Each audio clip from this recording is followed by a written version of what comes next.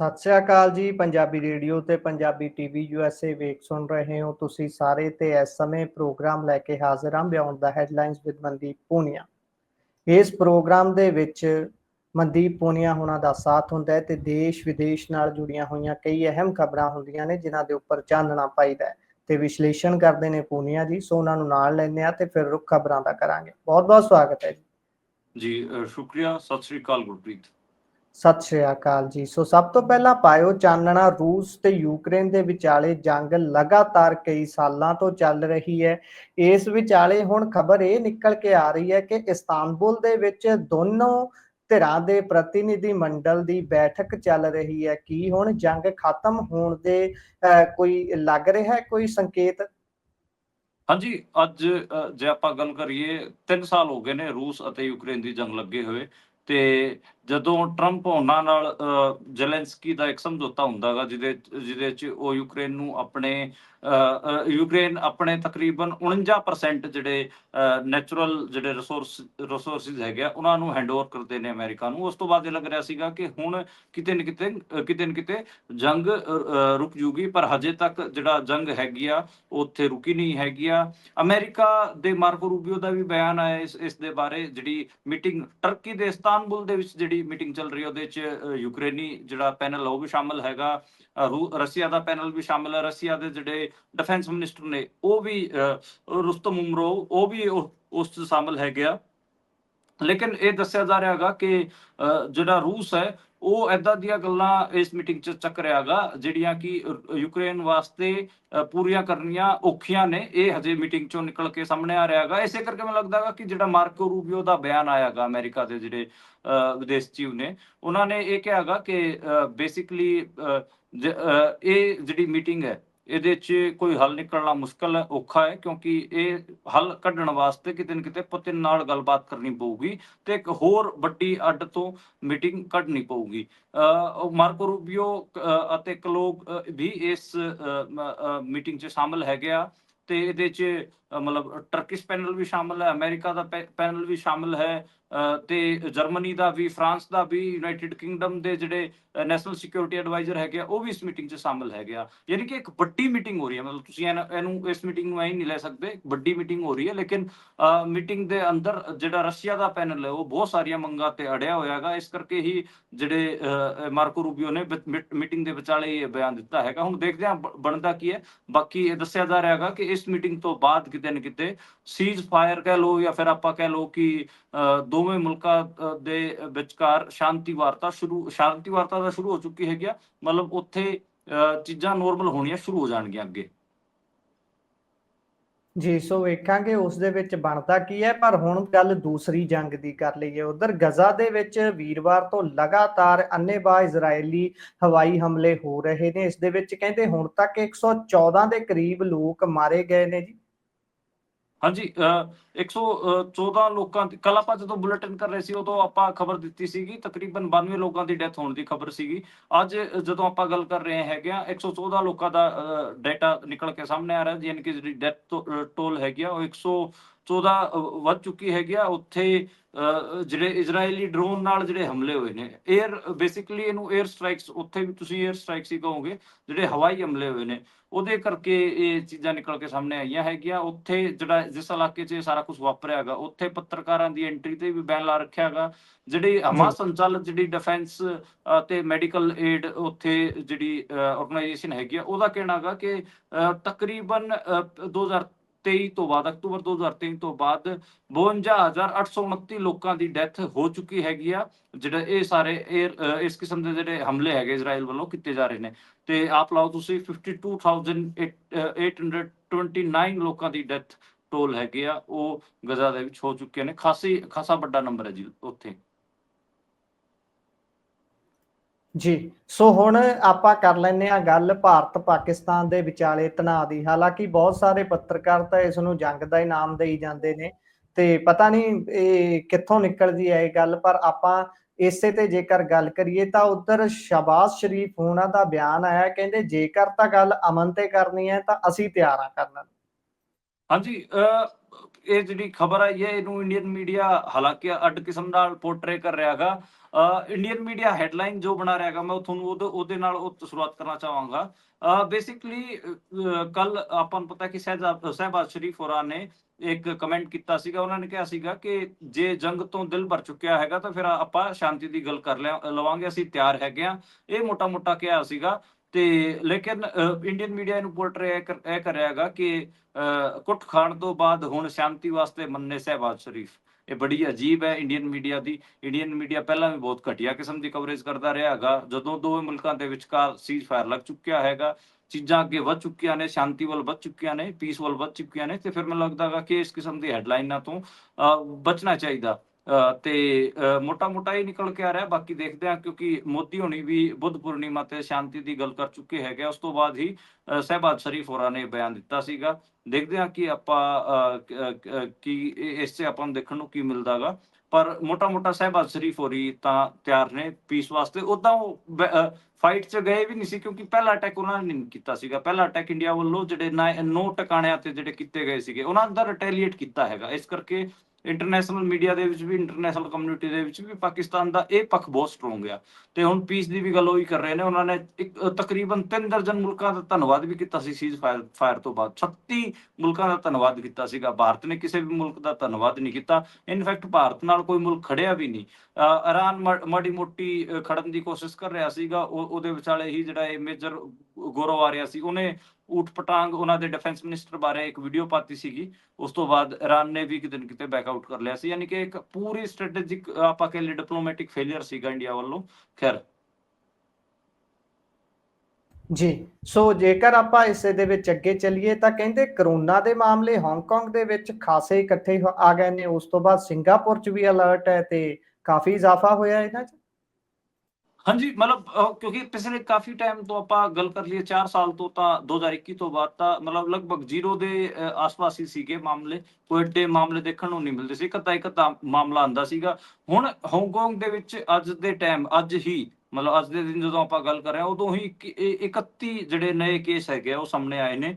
ਉਸ ਤੋਂ ਬਾਅਦ ਇਹ ਜਿਹੜੇ ਸਿੰਗਾਪੁਰ ਹੈਗਾ, ਸਿੰਗਾਪੁਰ ਦੇ ਵਿੱਚ ਵੀ ਹਾਈ ਅਲਰਟ ਹੈਗਾ, ਕਿਉਂਕਿ ਉੱਥੇ ਵੀ 28% ਦੇ ਨੇੜੇ ਕੋਵਿਡ ਦੇ ਕੇਸਾਂ 'ਚ ਇਜ਼ਾਫਾ ਹੋਇਆਗਾ। ਚੀਨ ਅਤੇ ਥਾਈਲੈਂਡ ਦੇ ਵਿੱਚ ਵੀ ਜਿਹੜੇ ਕੋਰੋਨਾ ਦੇ ਕੇਸ ਹੈਗੇ ਉਹਨਾਂ 'ਚ ਵਾਧਾ ਹੋ ਸਕਦਾ ਗਾ, ਇਹ ਗੱਲ ਕਹੀ ਜਾ ਰਹੀ ਹੈ। ਤੇ ਸਿੰਗਾਪੁਰ ਦੇ ਵਿੱਚ ਇਹ ਦੱਸਿਆ ਜਾ ਰਿਹਾ ਹੈਗਾ ਕਿ ਜਿਹੜੇ ਅਪ੍ਰੈਲ ਦੇ ਆਖਰੀ ਹਫਤੇ 'ਚ ਤਕਰੀਬਨ 11,000 ਇਹ ਕੋਰੋਨਾ ਦੇ ਕੇਸ ਸੀਗੇ, ਜਿਹੜੇ ਮਈ 'ਚ ਵੱਧ ਕੇ 14,000 ਕੇਸ ਹੋ ਚੁੱਕੇ ਨੇ। ਤਕਰੀਬਨ 28% ਦਾ ਇਜ਼ਾਫਾ ਸਿੰਗਾਪੁਰ ਦੇ ਵਿੱਚ ਹੈਗਾ। ਇਸ ਕਰਕੇ ਮੈਨੂੰ ਲੱਗਦਾ ਗਾ ਕਿ ਸਿੰਗਾਪੁਰ ਵੀ ਖਾਸਾ ਕ੍ਰਿਟੀਕਲ ਦਿਖ ਰਿਹਾ ਹੈਗਾ। ਹਾਂਗਕਾਂਗ ਦੇ ਵਿੱਚ ਤਾਂ ਸਿਰਫ 31 ਨੇ, ਪਰ ਇਹ ਦੱਸਿਆ ਜਾ ਰਿਹਾ ਹੈਗਾ ਕਿ ਜਿਵੇਂ ਸਿੰਗਾਪੁਰ 'ਚ ਇਹ ਕੋਰੋਨਾ ਵੱਧ ਰਿਹਾ ਹੈਗਾ, ਉਹਦਾ ਅਸਰ ਹਾਂਗਕਾਂਗ ਅਤੇ ਚਾਈਨਾ ਅਤੇ ਥਾਈਲੈਂਡ ਦੇ ਵਿੱਚ ਵੀ ਦੇਖਣ ਨੂੰ ਮਿਲੂਗਾ।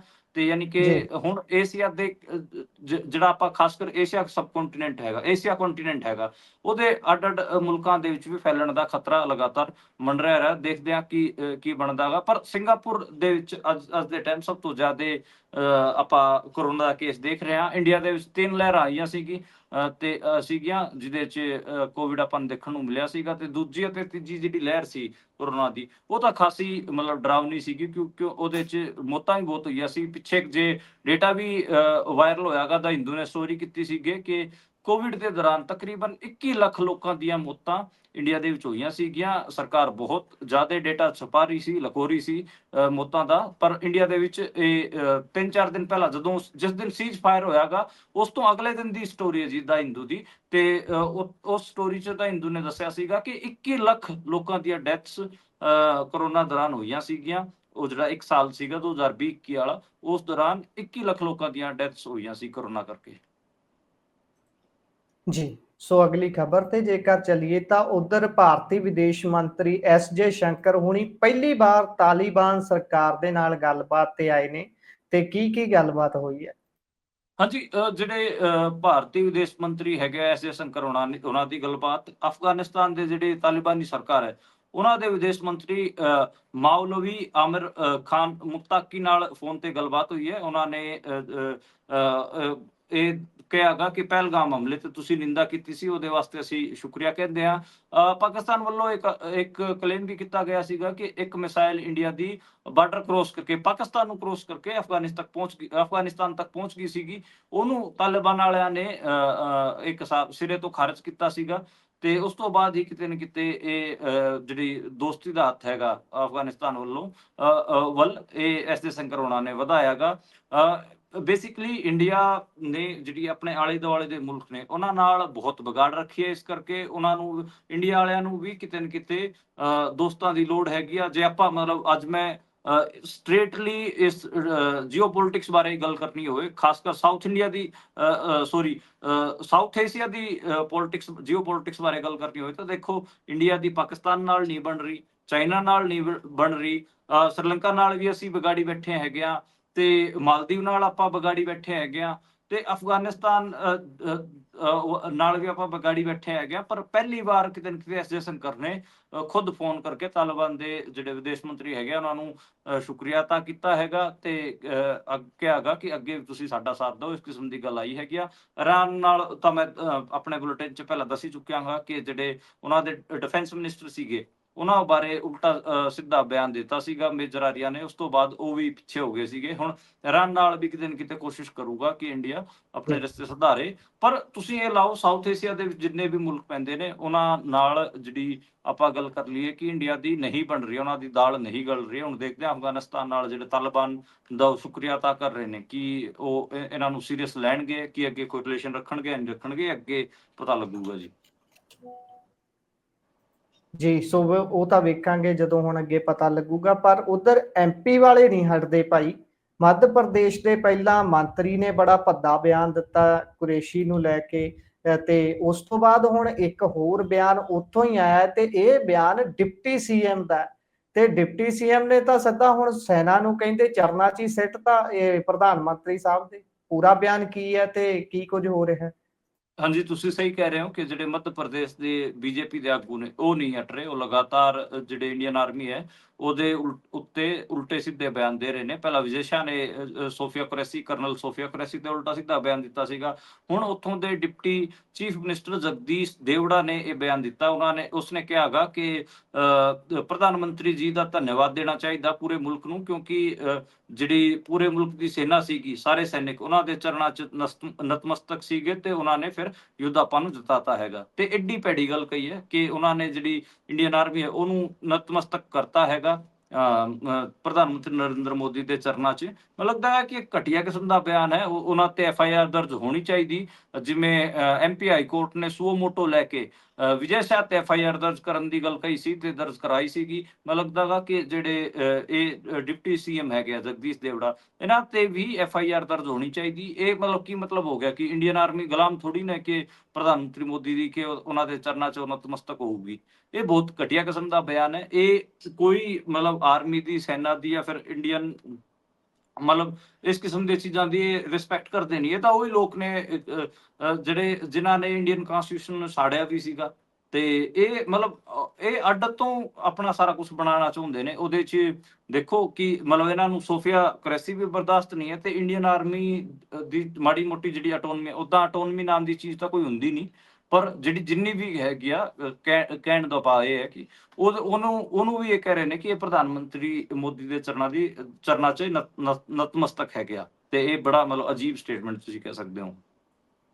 ਜੀ, ਅਜੀਬ ਵੀ ਹੈ ਤੇ ਨਾਲ ਦੀ ਨਾਲ ਉਸੇ ਦੇ ਨਾਲ ਮੇਲ ਖਾਂਦੀ ਵੀ ਹੈ। ਜਿਹੜੀ ਬਿਰਤੀ ਦੀ ਗੱਲ, ਜਿਹੜੀ ਸੋਚ ਦੀ ਗੱਲ ਤੁਸੀਂ ਕੀਤੀ ਸੀ ਉਸ ਦਿਨ, ਜਦੋਂ ਕੁਰੈਸ਼ੀ ਨੂੰ ਲੈ ਕੇ, ਕਰਨਲ ਕੁਰੈਸ਼ੀ ਨੂੰ ਲੈ ਕੇ ਬਿਆਨ ਇਹਨਾਂ ਦੇ ਹੀ ਮੰਤਰੀ ਦੇ ਵੱਲੋਂ ਦਿੱਤਾ ਗਿਆ ਸੀ, ਉਹੀ ਕਿਰਤ ਘਣਤਾ ਇਹਨਾਂ ਦੇ ਬਿਆਨਾਂ ਦੇ ਵਿੱਚੋਂ ਝਲਕਦੀ ਹੈ। ਉਧਰ ਕਹਿੰਦੇ ਆਪਰੇਸ਼ਨ ਸਿੰਧੂਰ ਦੇ ਬਾਰੇ ਦੁਨੀਆ ਨੂੰ ਬਰੀਫ ਕੀਤਾ ਜਾਊਗਾ। ਕੌਣ ਬਰੀਫ ਕਰੂਗਾ ਭਾਰਤ ਵੱਲੋਂ ਜੀ? ਹਾਂਜੀ, ਜਿਹੜੇ ਇੰਡੀਅਨ ਪਾਰਲੀਮੈਂਟ ਦੇ ਜਿਹੜੇ MPs ਨੇ, ਸੰਸਦ ਨੇ, ਉਹਨਾਂ ਦੀ ਡਿਊਟੀ ਲਾਈ ਗਈ ਹੈਗੀ ਆ। ਮੈਂਬਰ ਆਫ ਪਾਰਲੀਮੈਂਟ ਅੱਡ-ਅੱਡ ਮੁਲਕਾਂ 'ਚ ਜਾਣਗੇ ਤੇ ਉਹ ਤਕਰੀਬਨ 10 ਦਿਨਾਂ ਤੱਕ ਵਿਦੇਸ਼ਾਂ ਦੇ ਦੌਰੇ ਤੇ ਰਹਿਣਗੇ ਤੇ ਉਹ ਬਰੀਫ ਕਰਨਗੇ। ਉਹਦੇ 'ਚ ਅਮਰੀਕਾ ਵੀ ਹੈਗਾ, ਇੰਗਲੈਂਡ, UK, ਦੱਖਣ ਅਫਰੀਕਾ, ਕਤਰ, ਯੂਨਾਈਟਿਡ ਅਰਬ ਅਮੀਰਾਤ, ਇਹ ਜਿਹੜੇ ਯੂਰੋਪੀਅਨ ਜਿਹੜੇ ਮੁਲਕ ਹੋ ਗਏ, ਉੱਥੇ ਜਾ ਕੇ ਇਹ ਜਿਹੜੇ ਆਪਣਾ ਪੱਖ ਰੱਖਣਗੇ, ਇੰਡੀਆ ਦਾ ਪੱਖ ਰੱਖਣਗੇ। ਆਪਾਂ ਨੂੰ ਪਤਾ ਕਿ ਪੂਰੀ ਦੁਨੀਆ ਭਰ ਦੇ ਵਿੱਚ ਜਿਹੜਾ ਪੱਖ ਜ਼ਿਆਦਾ ਹਾਈਲਾਈਟ ਹੋਇਆਗਾ ਉਹ ਪਾਕਿਸਤਾਨ ਦਾ ਪੱਖ ਜ਼ਿਆਦਾ ਹਾਈਲਾਈਟ ਹੋਇਆਗਾ। ਇਹਨਾਂ ਨੂੰ ਲੱਗ ਰਿਹਾ ਹੈਗਾ ਕਿ ਸਾਡੀ ਥੂ ਜ਼ਿਆਦਾ ਹੋ ਗਈ, ਇਸ ਕਰਕੇ ਅਸੀਂ ਸਪੈਸ਼ਲੀ ਆਪਣੇ ਐਮਪੀਜ਼ ਨੂੰ, ਮੈਂਬਰ ਆਫ ਪਾਰਲੀਮੈਂਟਸ ਨੂੰ ਭੇਜੀਏ ਤੇ ਇੰਡੀਆ ਦਾ ਜਿਹੜਾ ਪੱਖ ਹੈ ਉਹ ਦੁਨੀਆ ਨੂੰ ਦੱਸੀਏ। ਇਹ ਮੋਟਾ ਮੈਨੂੰ ਸਮਝ ਆ ਰਿਹਾ ਹੈਗਾ ਜੀ। ਇਹ ਦੱਸਿਆ ਜਾ ਰਿਹਾ ਹੈਗਾ ਕਿ ਇਹਦੇ 'ਚ ਤਕਰੀਬਨ 30 ਮੈਂਬਰ ਆਫ ਪਾਰਲੀਮੈਂਟ ਸ਼ਾਮਿਲ ਰਹਿਣਗੇ। ਇਹਦੇ 'ਚ ਸ਼ਸ਼ੀ ਥਰੂਰ ਵੀ ਹੋ ਸਕਦੇ ਨੇ, ਅਸਦੁੱਦੀਨ ਓਵੈਸੀ ਵੀ ਹੋ ਸਕਦੇ ਨੇ, ਬਾਕੀ ਸੀਪੀਐਮ ਵਾਲੇ, ਟੀਐਮਸੀ, ਕਾਂਗਰਸ ਵਾਲੇ, ਡੀਐਮਕੇ ਵਾਲੇ, ਹੋਰ ਜਿੰਨੇ ਵੀ ਮਤਲਬ ਲਾ ਲਓ ਕਿ ਮੈਂਬਰ ਆਫ ਪਾਰਲੀਮੈਂਟ ਨੇ, ਖਾਸ ਕਰ ਜਿਹੜੀ ਮੇਨ ਸਟ੍ਰੀਮ ਪਾਰਟੀਆਂ ਹੈਗੀਆਂ, ਉਹਨਾਂ ਦੇ ਨਾਮਾਂ ਤੇ ਗੱਲ ਚੱਲ ਰਹੀ ਹੈ। ਚੰਡੀਗੜ੍ਹ ਦੇ ਜਿਹੜੇ ਸਾਂਸਦ ਨੇ ਮਨੀਸ਼ ਤਿਵਾੜੀ, ਉਹ ਵੀ ਹੋ ਸਕਦੇ ਨੇ, ਕਿਉਂਕਿ ਉਹਨਾਂ ਨੇ ਟ੍ਰਿਬਿਊਨ 'ਚ ਵੀ ਬਹੁਤ ਭੈੜਾ ਲੇਖ ਲਿਖਿਆ ਸੀ, ਗੰਦਾ ਲੇਖ ਲਿਖਿਆ ਸੀਗਾ ਕਿ ਨਸਤੇ ਨਾਬੂਦ ਕਰ ਦੋ, ਜੜ ਤੋਂ ਹੀ ਖਤਮ ਕਰ ਦੋ, ਇਸ ਕਿਸਮ ਦਾ ਆਰਟੀਕਲ ਸੀਗਾ। ਹਾਲਾਂਕਿ ਅੱਜ ਟਾਈਮਸ ਆਫ ਇੰਡੀਆ ਦੇ ਵਿੱਚ ਆਈਪੀ ਸਿੰਘ ਨੇ ਉਹਨਾਂ ਨੂੰ ਠੋਕ ਕੇ ਜਵਾਬ ਦਿੱਤਾ ਹੈ ਤੇ ਦੱਸਿਆਗਾ ਕਿ ਜਿੰਨੀ ਵਾਰ ਮੌਂਗਰਿੰਗ ਹੋ ਰਹੀ ਸੀ ਔਰ ਉਸ ਤੇ ਕਿਤੇ ਨਾ ਕਿਤੇ ਪੰਜਾਬ ਨੇ ਕੋਈ ਵੀ ਰਿਸਪੌਂਡ ਨਹੀਂ ਕੀਤਾ ਹੈਗਾ, ਕਿਸੇ ਕਿਸਮ ਦਾ ਰਿਸਪੌਂਡ ਨਹੀਂ ਦਿੱਤਾ। ਪੰਜਾਬ ਨੇ ਬਹੁਤ ਬੈਲੈਂਸ ਗੱਲ ਕੀਤੀ ਹੈਗੀ ਆ। ਈਵਨ ਪੰਜਾਬ ਦੀ ਪੋਲੀਟੀਕਲ ਪਾਰਟੀਆਂ ਨੇ ਬਹੁਤ ਬੈਲੈਂਸ ਗੱਲ ਕੀਤੀ ਹੈ। ਤੁਸੀਂ ਜਿਹੜੇ ਆਪਣੇ ਸ੍ਰੀ ਅਕਾਲ ਤਖਤ ਸਾਹਿਬ ਦੇ ਜਥੇਦਾਰ ਹੈਗੇ ਕੁਲਦੀਪ ਸਿੰਘ ਗੜਗੜ, ਉਹਨਾਂ ਨੇ ਸਾਊਥ ਏਸ਼ੀਆ ਦੇ ਵਿੱਚ ਪੀਸ ਵਾਸਤੇ ਉਦਨ ਆਪਾਂ ਨੂੰ ਪਤਾ ਕਿ ਪ੍ਰੇ ਕੀਤਾ। ਤੇ ਆਪਾਂ ਇਹ ਲਾ ਲਈਏ ਕਿ ਜਿੰਨੀ ਵੀ ਸਿੱਖ ਸੰਸਥਾਵਾਂ ਸੀਗੀਆਂ, ਸਿਆਸੀ ਪਾਰਟੀਆਂ ਸੀਗੀਆਂ, ਅਕਾਲੀ ਦਲ ਹੋ ਗਿਆ ਜਾਂ ਫਿਰ ਸਿਮਰਨਜੀਤ ਸਿੰਘ ਮਾਨ ਹੋਰੀ ਹੋ ਗਏ, ਹੋਰ ਸੁਖਬੀਰ ਬਾਦਲ, ਸਭ ਦਾ ਬੈਲੈਂਸ ਬਿਆਨ ਸੀਗਾ, ਸਾਰੇ ਪੀਸ ਬਾਰੇ ਗੱਲ ਕਰ ਰਹੇ ਸੀਗੇ। ਲੇਕਿਨ ਇੱਕ ਸਿਰਫ ਕਾਂਗਰਸ ਦੇ ਮਨੀਸ਼ ਤਿਵਾੜੀ ਜਿਨ੍ਹਾਂ ਦੇ ਪੂਛ ਨੂੰ ਅੱਗ ਲੱਗੀ ਹੋਈ ਸੀ, ਤੇ ਹੁਣ ਉਹ ਜਿਹੜਾ ਸਰਕਾਰ ਦਾ ਇਹ ਪੈਨਲ ਬਣ ਰਿਹਾ ਹੈਗਾ, ਉਹਦੇ 'ਚ ਵੀ ਇਹ ਸ਼ਾਮਿਲ ਰਹਿਣਗੇ ਜੀ। ਸੋ ਉਧਰ ਕਹਿੰਦੇ ਕਿ ਆਪਰੇਸ਼ਨ ਸੰਦੂਰ ਤੋਂ ਬਾਅਦ ਹੁਣ ਸਰਕਾਰ ਨੂੰ ਲੱਗਦਾ ਹੈ ਕਿ ਵਾਧਾ ਕਰ ਦੇਣਾ ਚਾਹੀਦਾ ਹੈ ਆਰਮੀ ਦੇ ਬਜਟ ਦੇ ਵਿੱਚ। ਸੱਚੀਓ ਵਾਧਾ ਹੋ ਰਿਹਾ ਹੈ ਜੀ? ਹਾਂਜੀ, ਤਕਰੀਬਨ 50,000 ਕਰੋੜ ਰੁਪਏ ਦੇ ਵਾਧੇ ਦਾ ਜ਼ਿਕਰ ਆ ਰਿਹਾ ਹੈਗਾ। ਜਿਹੜੀ ਡਿਫੈਂਸ ਮਿਨਿਸਟਰੀ ਹੈ ਉਹਦੇ ਵੱਲੋਂ ਸਰਕਾਰ ਨੂੰ ਪ੍ਰਪੋਜ਼ਲ ਦਿੱਤਾ ਗਿਆ ਹੈਗਾ ਕਿ ਇਹ ਜਿਹੜਾ ਇਸ ਅੱਗੇ ਸੱਤਰ ਆਊਗਾ, ਪਾਰਲੀਮੈਂਟ ਦਾ ਜਿਹੜਾ ਸੈਸ਼ਨ ਆਊਗਾ, ਉਹਦੇ 'ਚ 50,000 ਕਰੋੜ ਰੁਪਏ ਡਿਫੈਂਸ ਦੇ ਵਧਾਏ ਜਾਣ। ਇਹ ਦੱਸਿਆ ਜਾ ਰਿਹਾ ਹੈਗਾ ਕਿ ਨਏ ਕਿਸਮ ਦੀਆਂ ਤਕਨੀਕਾਂ, ਨਵੇਂ ਹਥਿਆਰ, ਗੋਲੇ ਬਰੂਦ ਖਰੀਦਣ ਦੀ ਗੱਲ ਸਾਹਮਣੇ ਆ ਰਹੀ ਹੈ। ਰਿਸਰਚ ਅਤੇ ਡਿਵੈਲਪਮੈਂਟ ਤੇ ਵੀ ਪੈਸੇ ਖਰਚ ਕਰਨ ਦੀ ਗੱਲ ਆ ਰਹੀ ਹੈ। ਤੇ ਇਹ ਦੱਸਿਆ ਜਾ ਰਿਹਾ ਹੈਗਾ ਕਿ ਹੁਣ ਓਵਰਆਲ ਜਿਹੜਾ ਬਜਟ ਹੈਗਾ ਉਹ ਵਧਣ ਤੋਂ ਬਾਅਦ 7 ਲੱਖ ਕਰੋੜ ਰੁਪਏ ਤੋਂ ਜ਼ਿਆਦਾ ਹੋ ਜਾਊਗਾ ਤੇ ਤਕਰੀਬਨ 6,81,000 ਕਰੋੜ ਰੁਪਏ ਹਜੇ ਵੀ ਜਿਹੜਾ ਆਪਣੇ ਕਹਿ ਲਈਏ ਕਿ ਡਿਫੈਂਸ ਬਜਟ ਹੁਣ ਵੀ ਇੰਨਾ ਜ਼ਿਆਦਾ ਬਜਟ ਹੈਗਾ ਆਪਣਾ। ਤੇ ਦੇਖਦੇ ਆ ਬਣਦਾ ਕਿ 50,000 ਕਰੋੜ ਦਾ ਵਾਧਾ ਹੁੰਦਾਗਾ ਕਿ ਨਹੀਂ ਹੁੰਦਾ, ਕਿਉਂਕਿ ਇੰਟਰਨੈਸ਼ਨਲ ਜਿਹੜੇ ਡਿਫੈਂਸ ਐਕਸਪਰਟ ਨੇ ਉਹਨਾਂ ਸਾਰਿਆਂ ਨੇ ਹੀ ਜਿਹੜੀ ਇੰਡੀਅਨ ਟੈਕਨੋਲੋਜੀ ਹੈ ਉਹਨੂੰ ਆਊਟਡੇਟਡ ਦੱਸਿਆਗਾ। ਜਿਹੜੇ ਵਾਰ 'ਚ ਜਿਹੜੀਆਂ ਤਕਨੀਕਾਂ ਇਸਤੇਮਾਲ ਹੋ ਰਹੀਆਂ ਸੀਗੀਆਂ, ਈਵਨ ਜਿਹੜੇ ਹਥਿਆਰ ਇਸਤੇਮਾਲ ਹੋ ਰਹੇ ਸੀ, ਉਹਨਾਂ ਬਾਰੇ ਜਿਹੜੇ ਡਿਫੈਂਸ ਐਕਸਪਰਟ ਸੀਗੇ ਉਹ ਬਹੁਤ ਕ੍ਰਿਟੀਕਲ ਸੀਗੇ। ਜਿਵੇਂ ਇੰਡੀਆ ਡੋਗ ਫਾਈਟ ਵਾਸਤੇ ਗਿਆ ਸੀਗਾ ਤੇ ਉਧਰ ਜਿਹੜੇ ਉਹ ਮਲਟੀ ਡਾਇਮੈਂਸ਼ਨਲ ਵਾਰ ਦੀ ਤਿਆਰੀ ਕਰੀ ਬੈਠੇ ਸੀਗੇ। ਤੇ ਉਹ ਇਸ ਕਰਕੇ ਮੈਨੂੰ ਲੱਗਦਾ ਹੈਗਾ ਕਿ ਹੁਣ ਇੰਡੀਆ ਤੇ ਵੀ ਪ੍ਰੈਸ਼ਰ ਹੈਗਾ, ਉਹ ਨਈ ਕਿਸਮ ਦੀਆਂ ਤਕਨੀਕਾਂ ਸਿੱਖੇ, ਨਏ ਕਿਸਮ ਦੇ ਹਥਿਆਰ, ਨਈ ਕਿਸਮ ਦੀ ਟੈਕਨੋਲੋਜੀ। ਉਹ ਉਸੇ ਤੋਂ ਹੀ ਇਹ ਨਿਕਲ ਕੇ ਆ ਰਿਹਾ ਹੈਗਾ ਜੀ ਕਿ ਡਿਫੈਂਸ ਬਜਟ ਨੂੰ ਸ਼ਾਇਦ ਜਿਹੜਾ ਨੈਕਸਟ ਸੈਸ਼ਨ ਆਊਗਾ ਪਾਰਲੀਮੈਂਟ ਦਾ, ਉਹਦੇ 'ਚ 50,000 ਕਰੋੜ ਰੁਪਏ ਦਾ ਵਾਧਾ ਦੇ ਦਿੱਤਾ ਜਾਊਗਾ। ਮੈਨੂੰ ਤਾਂ ਇਹੀ ਸਮਝ ਆ ਰਿਹਾ ਹੈਗਾ ਮੋਟੀ ਮੋਟਾ ਇਸ ਖਬਰ ਤੋਂ ਜੀ। ਇਹ ਗਲੋਰੀਫਾਈ ਵੀ ਕਰਨਗੇ ਇਸ ਚੀਜ਼ ਨੂੰ ਕਿ ਜਿੰਨਾ ਅਸੀਂ ਪਹਿਲਾਂ ਬਜਟ ਰੱਖਦੇ ਆ ਉਹਦੇ ਨਾਲ ਦੇਖੋ ਅਸੀਂ ਕਿੰਨੀ ਤਕਨੀਕ ਡਿਵੈਲਪ ਕੀਤੀ ਹੈ ਤੇ ਅਸੀਂ ਅੱਗੇ ਹੋਰ ਡਿਵੈਲਪ ਕਰਨੀ ਹੈ, ਇਸ ਕਰਕੇ ਜਿੰਨਾ ਬਜਟ ਰੱਖ ਜੀ। ਪਰ ਗੁਰਪ੍ਰੀਤ, ਖਾਲੀ ਬਜਟ ਨਾਲ ਵੀ ਨਹੀਂ ਹੁੰਦਾ। ਤੁਹਾਡੇ ਕੋਲ ਕਿੰਨੇ ਵਧੀਆ ਹਥਿਆਰ ਹੁੰਦੇ ਹੈਗੇ ਆ, ਉਹਦੇ ਨਾਲ ਵੀ ਨਹੀਂ ਹੁੰਦਾ। ਜਿਵੇਂ ਆਪ ਜਿਹੜੇ ਚਾਈਨੀਜ਼ ਕੰਪਨੀ ਹੈਗੀ ਆ ਉਹ ਮੰਨਦੀ ਹੈਗੀ ਆ ਕਿ ਜਿਹੜਾ ਉਹਨਾਂ ਦਾ JC-10 ਹੈਗਾ ਉਹ ਰਫਾਇਲ ਜਿਹੜਾ ਹੈਗਾ ਰਫਾਲ ਤੋਂ ਘੱਟ ਹੈਗਾ, ਇੱਕ ਜਨਰੇਸ਼ਨ ਛੋਟਾ ਗਾ, ਫਿਰ ਵੀ ਉਹਨੇ ਰਫਾਇਲ ਦਾ ਨਿਸ਼ਾਨਾ ਬਣਾਇਆ ਹੈਗਾ। ਉਹਦਾ ਰੀਜਨ ਉਹ ਚਾਈਨੀਜ਼ PL-15E ਮਿਸਾਈਲ ਵੀ ਦੱਸਿਆ ਜਾ ਰਿਹਾ ਹੈਗਾ, ਜਿਹੜੀ ਕਿ 200-300 ਕਿਲੋਮੀਟਰ ਤੱਕ ਵੀ ਮਾਰ ਕਰ ਦਿੰਦੀ ਹੈ ਦੂਜੇ ਦੇ ਫਾਈਟਰ ਜੈਟ ਨੂੰ, ਤੇ ਉਹ ਵੀ ਮੰਨਿਆ ਜਾ ਰਿਹਾ ਹੈਗਾ। ਪਰ ਤੁਸੀਂ ਆਪ ਲਓ ਕਿ ਇੱਕ ਸਟ੍ਰੈਟਜੀ, ਇੱਕ ਆਪਾਂ ਕਹਿ ਲਈਏ ਕਿ ਲਗਾਤਾਰ ਪ੍ਰੈਕਟਿਸ, ਤੇ ਇਹ ਬਹੁਤ ਚੀਜ਼ਾਂ 'ਚ ਮਤਲਬ ਡਿਫਰੈਂਸ ਹੁੰਦਾ ਹੈਗਾ। ਮੈਨੂੰ ਲੱਗਦਾ ਹੈਗਾ ਕਿ ਇੰਡੀਆ ਪੂਰਾ ਪ੍ਰੀਪੇਅਰਡ ਨਹੀਂ ਸੀ, ਮਤਲਬ ਖਾਸ ਕਰ ਉਸ ਚੀਜ਼ ਵਾਸਤੇ ਪ੍ਰੀਪੇਅਰਡ ਨਹੀਂ ਸੀ। ਇੰਡੀਆ ਨੂੰ ਲੱਗ ਰਿਹਾ ਸੀਗਾ ਕਿ ਜਿਵੇਂ 2019 ਦੇ ਵਿੱਚ ਇਹਨਾਂ ਨੇ ਆਪਰੇਸ਼ਨ ਬਾਲਾਕੋਟ ਕੀਤਾ ਸੀਗਾ, ਇਹ ਗਏ, 에ਅਰ ਸਟ੍ਰਾਈਕ ਕੀਤੀ ਤੇ ਵਾਪਸ ਆ ਗਏ। ਇਹਨਾਂ ਨੂੰ ਇਹ ਲੱਗ ਰਿਹਾ ਸੀਗਾ ਕਿ ਅਸੀਂ ਜਾਵਾਂਗੇ ਤੇ ਉੱਥੇ ਆਪਰੇਸ਼ਨ ਕਰਾਂਗੇ ਤੇ ਵਾਪਸ ਆ ਜਾਵਾਂਗੇ, ਫਿਰ ਸਾਡੀ ਬੱਲੇ ਬੱਲੇ ਹੋ ਜੂਗੀ, ਉਹਦੇ ਅਸੀਂ ਨੰਬਰ ਖੱਟਾਂਗੇ। ਇਹਨਾਂ ਨੂੰ ਤਾਂ ਇਹ ਪਤਾ ਹੀ ਨਹੀਂ ਸੀ ਕਿ ਅਸੀਂ ਜਾਵਾਂਗੇ ਤੇ ਉੱਤੇ ਉਹ ਮਲਟੀ ਡਾਇਮੈਂਸ਼ਨਲ ਵਾਰ ਦੀ ਤਿਆਰੀ ਕਰੀ ਬੈਠੇ ਹੋਣਗੇ ਅਗਲੇ। ਅਸੀਂ ਅਟੈਕ ਜੀ ਜੀ। ਕਰਾਂਗੇ, ਉਹ ਰਿਟੈਲੀਏਟ ਕਰਨਗੇ ਤੇ ਉਹਨਾਂ ਸਟਰੋਂਗ ਹੂੰ ਰਿਟੈਲੀਏਟ ਕਰਨਗੇ ਕਿ ਸਾਡਾ ਰਫਾਇਲ ਵੀ ਡਿੱਗ ਜੂਗਾ ਤੇ ਸਾਡੇ ਉਸ ਤੋਂ ਬਾਅਦ ਉਹਨਾਂ ਨੇ ਪੁੰਛ ਦੇ ਵਿੱਚ ਆਰਟਿਲਰੀ ਰਾਉਂਡ ਖੋਲਤੇ, ਜਿਹਦੇ ਕਰਕੇ 16 ਸਿਵੀਲੀਅਨਸ ਦੀ ਡੈਥ ਹੋਈ ਹੈਗੀ ਆ। ਤੇ ਮਤਲਬ ਇਸ ਹੂੰ ਵਾਸਤੇ ਇੰਡੀਆ ਪ੍ਰਿਪੇਅਰ ਨਹੀਂ ਸੀਗਾ।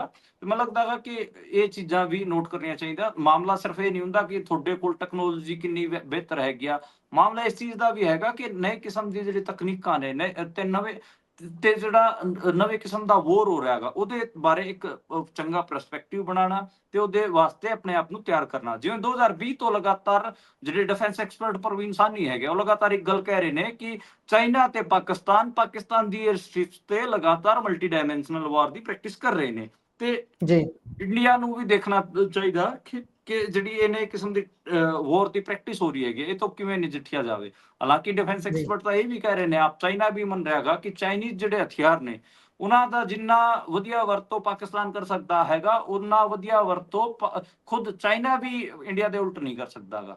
ਇਹ ਇਸ ਹੂੰ ਕਿਸਮ ਕਿਉਂਕਿ ਅੱਡ-ਅੱਡ ਕਿਸਮ ਦੇ ਜਿਹੜੇ ਕਮੈਂਟ ਹੈਗੇ ਆ, ਉਹ ਹੁਣ ਲਗਾਤਾਰ ਆ ਰਹੇ ਨੇ। ਤੇ ਮਤਲਬ ਇਹ ਸਿਰਫ ਡਿਫੈਂਸ ਬਜਟ ਵਧਾਉਣ ਵਾਲੀ ਗੱਲ ਨਹੀਂ ਹੈਗੀ ਆ।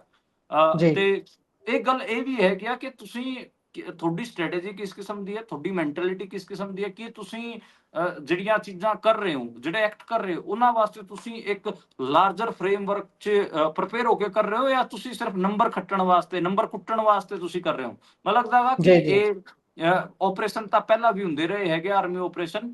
ਈਵਨ ਜਦੋਂ ਬਾਲਾਕੋਟ ਤੋਂ ਬਾਅਦ ਇਹ ਹਵਾਬਾਜ਼ੀ ਕਰ ਰਹੇ ਸੀਗੇ, ਉਦੋਂ ਕਾਂਗਰਸ ਨੇ ਕਿਹਾ ਸੀਗਾ ਕਿ ਮਨਮੋਹਨ ਸਿੰਘ ਹੋਣਾ ਦੇ ਵੇਲੇ ਵੀ ਆਰਮੀ ਆਪਰੇਸ਼ਨ ਹੁੰਦੇ ਸੀਗੇ, ਪਰ ਅਸੀਂ ਕਦੇ ਵੀ ਦੁਨੀਆ ਨੂੰ ਕਿਹਾ ਨਹੀਂ, ਅਸੀਂ ਤਾਂ ਚੁੱਪ ਹੋ ਜਾਂਦੇ ਸੀ, ਅਸੀਂ ਤਾਂ ਕਹਿੰਦੇ ਸੀਗੇ ਅਸੀਂ ਤਾਂ ਕੁਝ ਕੀਤਾ ਹੀ ਨਹੀਂ। ਈਵਨ ਜੀ ਇੰਡੀਆ ਨੇ ਜੀ ਤਾਂ ਮਿਆਂਮਾਰ ਦੇ ਵਿੱਚ ਵੀ ਆਪਰੇਸ਼ਨ ਕੀਤਾ ਸੀਗਾ, ਬਾਅਦ ਚ ਮੁੱਕਰ ਗਏ ਸੀਗੇ ਕਿ ਅਸੀਂ ਤਾਂ ਉੱਥੇ ਗਏ ਹੀ ਨਹੀਂ ਮਿਆਂਮਾਰ ਦੇ ਵਿੱਚ। ਤੇ ਇਸ ਕਿਸਮ ਦਾ ਜੀ ਕੰਮ ਕਰਦੀ ਰਹੀ ਹੈ ਇੰਡੀਅਨ ਆਰਮੀ। ਇਹ ਪਹਿਲੀ ਵਾਰ ਸੀਗਾ ਨਰਿੰਦਰ ਮੋਦੀ ਦੇ ਰਜੀਮ 'ਚ ਕਿ ਇਹਨਾਂ ਨੇ ਮਤਲਬ 에ਅਰ ਸਟ੍ਰਾਈਕਸ ਨੂੰ ਜਾਂ ਫਿਰ ਜਿਹੜੇ ਆਪਣੇ ਮਿਲਟਰੀ ਆਪਰੇਸ਼ਨਸ ਹੈਗੇ ਉਹਨਾਂ ਦਾ ਕਿਤੇ ਨਾ ਕਿਤੇ ਪੋਲਿਟਿਸਾਈਜੇਸ਼ਨ ਕਰਨ ਦੀ ਕੋਸ਼ਿਸ਼ ਕੀਤੀ, ਉਹਦੇ ਬਿਹਾਫ ਤੇ ਕਿਤੇ ਨਾ ਕਿਤੇ ਵੋਟਾਂ ਮੰਗਣ ਦਾ ਕੰਮ ਕੀਤਾ। ਮੈਨੂੰ ਲੱਗਦਾ ਹੈਗਾ ਕਿ ਇਹ ਵੀ ਵੋਟ ਬਿਹਾਰ ਇਲੈਕਸ਼ਨਸ ਵਾਸਤੇ ਲਾ ਲਓ ਜਾਂ ਫਿਰ ਹੋਰ ਅੱਗੇ ਜਿੰਨੇ ਇਲੈਕਸ਼ਨ ਹੋਣੇ ਨੇ ਉਹਨਾਂ ਵਾਸਤੇ ਇੱਕ ਪੂਰਾ ਮਾਹੌਲ ਬਣਾ ਰਹੇ ਸੀਗੇ, ਤੇ ਵੋਟਾਂ ਵਾਸਤੇ ਇਹਨੂੰ ਇਸਤੇਮਾਲ ਕਰਨ ਵਾਸਤੇ ਇਹਨਾਂ ਨੇ ਇਹ ਸਾਰਾ ਕੁਝ ਕੀਤਾ ਸੀਗਾ।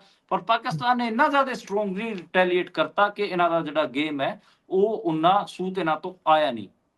ਜੀ ਕੂਟਨੀਤਿਕ ਚੀਜ਼ਾਂ ਵੀ ਹੁੰਦੀਆਂ ਨੇ ਨਾ ਬਹੁਤ ਸਾਰੀਆਂ। ਕੁੱਲ ਮਿਲਾ ਕੇ ਆਪਾਂ ਬਿਲਕੁਲ ਇਹ ਕਹਿ ਸਕਦੇ ਹਾਂ ਕਿ ਜੇਕਰ ਤੁਸੀਂ ਬਜਟ 'ਚ ਵਾਧਾ ਕਰ ਰਹੇ ਹੋ, ਬਜਟ ਨੂੰ ਵਰਤਣਾ ਕਿਵੇਂ ਹੈ ਇਸ ਤੇ ਧਿਆਨ ਦੇਣ ਦੀ ਲੋੜ ਹੈ। ਪਰ ਤੁਸੀਂ ਜ਼ਿਕਰ ਕੀਤਾ ਸੀ ਕਿ ਪੁੰਛ ਦੇ ਏਰੀਏ ਦੇ ਵਿੱਚ ਵੱਖ-ਵੱਖ ਜਗ੍ਹਾ ਦੇ ਉੱਪਰ ਫਾਇਰਿੰਗ ਹੁੰਦੀ ਰਹੀ ਤੇ ਉਸ ਦੇ ਵਿੱਚ ਕਈ ਪਰਿਵਾਰਾਂ ਦਾ ਨੁਕਸਾਨ ਵੀ ਹੋਇਆ। ਅੱਜ ਅੰਮ੍ਰਿਤਸਰ ਦੇ ਵਿੱਚ ਐਸਜੀਪੀਸੀ ਦੇ ਵੱਲੋਂ ਚੈੱਕ ਵੰਡੇ ਗਏ ਨੇ ਉਹਨਾਂ ਹੀ ਪਰਿਵਾਰਾਂ ਨੂੰ ਜਿਨ੍ਹਾਂ ਦਾ ਇਸ ਸਾਰੇ ਖਿੱਚੋਤਾਣ ਦੇ ਵਿਚਾਲੇ ਨੁਕਸਾਨ ਹੋਇਆ ਜੀ। ਹਾਂਜੀ, ਅੱਜ ਜਿਹੜੇ ਜੰਮੂ ਕਸ਼ਮੀਰ ਦੇ ਵਿੱਚ ਜਿਹੜੇ 4 ਸਿੱਖ ਪਰਿਵਾਰ ਸੀ ਜਿਨ੍ਹਾਂ ਦੇ ਬੰਦੇ ਮਾਰੇ ਗਏ ਸੀਗੇ, ਉਹਨਾਂ ਨੂੰ ਕਿਤੇ ਨਾ ਕਿਤੇ ਬੁਲਾ ਕੇ ਐਸਜੀਪੀਸੀ ਨੇ 5-5 ਲੱਖ ਰੁਪਏ ਦਾ ਚੈੱਕ ਦਿੱਤਾ ਹੈਗਾ। ਉਹਦੇ 'ਚ ਜੇ ਆਪਾਂ ਗੱਲ ਕਰਨੀ ਹੋਵੇ ਰਣਜੀਤ ਸਿੰਘ ਰਾਗੀ, ਭਾਈ ਅਮਰੀਕ ਸਿੰਘ ਤੇ ਸਾਬਕਾ ਸੈਨਿਕ ਅਮਰਜੀਤ ਸਿੰਘ, ਬੀਬੀ ਬਲਵਿੰਦਰ ਕੌਰ, ਇਹਨਾਂ 4 ਜਣਿਆਂ ਦੀ ਡੈਥ ਹੋਈ ਸੀਗੀ ਉੱਥੇ ਜੀ। ਚਾਰੇ ਸਿੱਖ ਸੀਗੇ ਤੇ ਉਹਨਾਂ ਨੂੰ ਕਿਤੇ ਨਾ ਕਿਤੇ ਐਡਵੋਕੇਟ ਹਰਜਿੰਦਰ ਸਿੰਘ ਧਾਮੀ ਉਹਨਾਂ ਨੇ 5-5 ਲੱਖ ਰੁਪਇਆ ਦਿੱਤਾ ਹੈਗਾ। ਪਰ ਇਸ ਤੋਂ ਇਲਾਵਾ ਇੱਕ ਜਿਹੜੀ ਅਹਿਮ ਡਿਮਾਂਡ, ਪੋਲੀਟੀਕਲ ਡਿਮਾਂਡ, ਉਹ ਵੀ ਚੱਕੀ ਹੈਗੀ ਹੈ। ਐਸਜੀਪੀਸੀ ਨੇ ਕਿਹਾ ਹੈਗਾ ਕਿ ਜੰਮੂ ਕਸ਼ਮੀਰ ਦੇ ਵਿੱਚ ਸਿੱਖਾਂ ਨੂੰ ਮਾਈਨੋਰਟੀਜ਼ ਦਾ ਸਟੇਟਸ ਮਿਲਣਾ ਚਾਹੀਦਾ, ਕੇਂਦਰ ਸਰਕਾਰ ਨੂੰ ਪਹਿਲ ਕਰਨੀ ਚਾਹੀਦੀ ਤੇ ਜੰਮੂ ਕਸ਼ਮੀਰ ਦੇ ਵਿੱਚ ਸਿੱਖਾਂ ਨੂੰ ਮਾਈਨੋਰਟੀ ਦਾ ਸਟੇਟਸ ਦੇ ਕੇ ਉਹਨਾਂ ਵਾਸਤੇ ਕਿਤੇ ਨਾ ਕਿਤੇ ਸਪੈਸ਼ਲ ਪ੍ਰੋਵੀਜ਼ਨ ਕੀਤੇ ਜਾਣੇ ਚਾਹੀਦੇ।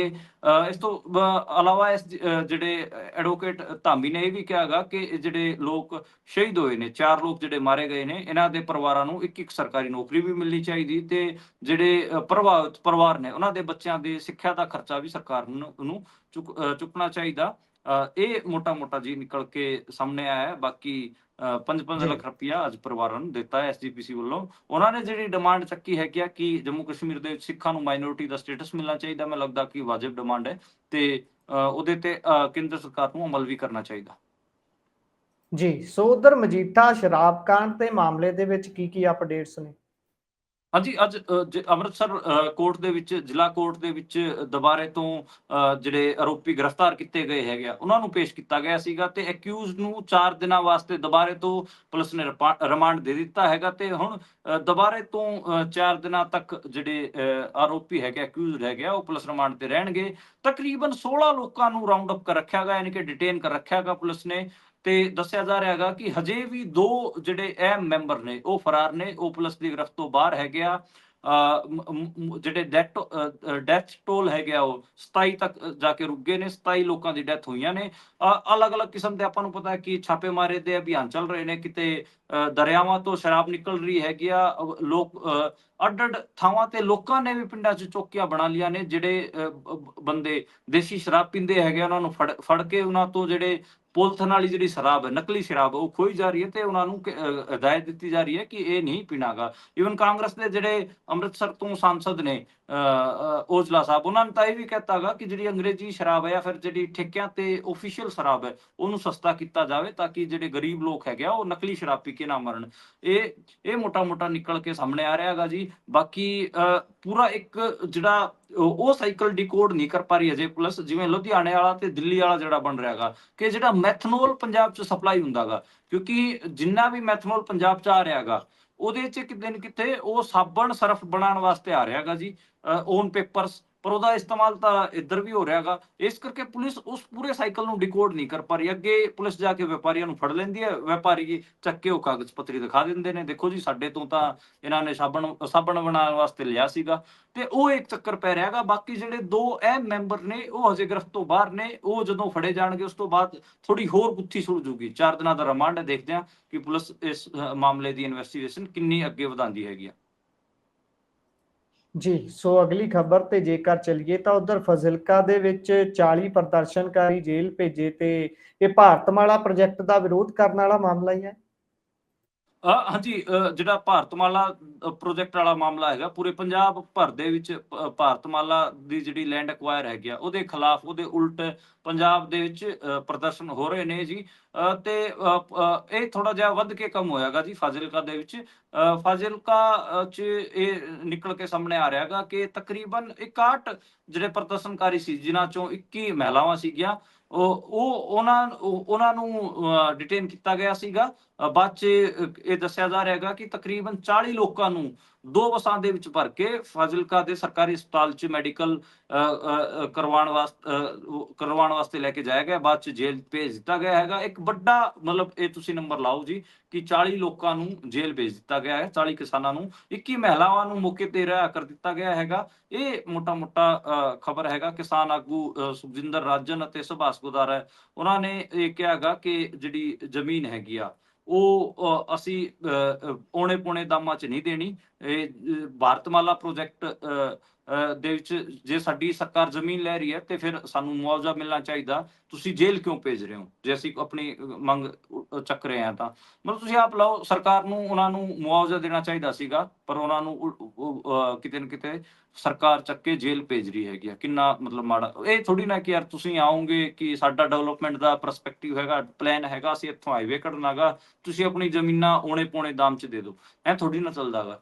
ਤੁਸੀਂ ਮਤਲਬ ਉਹਨਾਂ ਦਾ ਪ੍ਰੋਪਰ ਮੁਆਵਜ਼ਾ ਦਿਓਗੇ।